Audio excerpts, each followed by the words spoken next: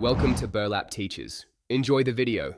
In this video, I will explain how to adjust rear TEIN coilovers. First, ensure your vehicle is securely lifted and supported on jack stands for safety. You will need the two specific TEIN wrenches provided with your coilovers.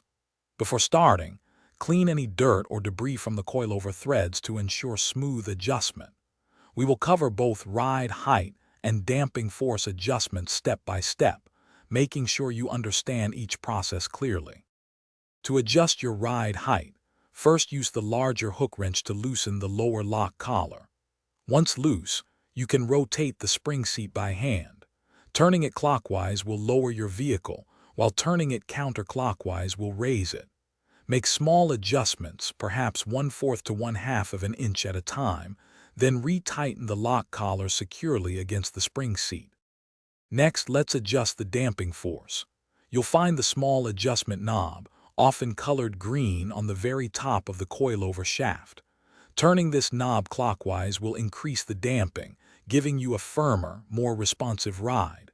Conversely, turning it counterclockwise will decrease damping, resulting in a softer, more comfortable feel. Each click represents a specific, measurable change. After making your adjustments, double-check that all lock collars are securely tightened to prevent any movement. Lower your vehicle and bounce each corner a few times to help the suspension settle properly. Then, take your car for a careful test drive to feel the changes and ensure everything is working as expected. For significant ride height changes, a professional wheel alignment is highly recommended. Thanks for watching. Consider subscribing if this video helped you.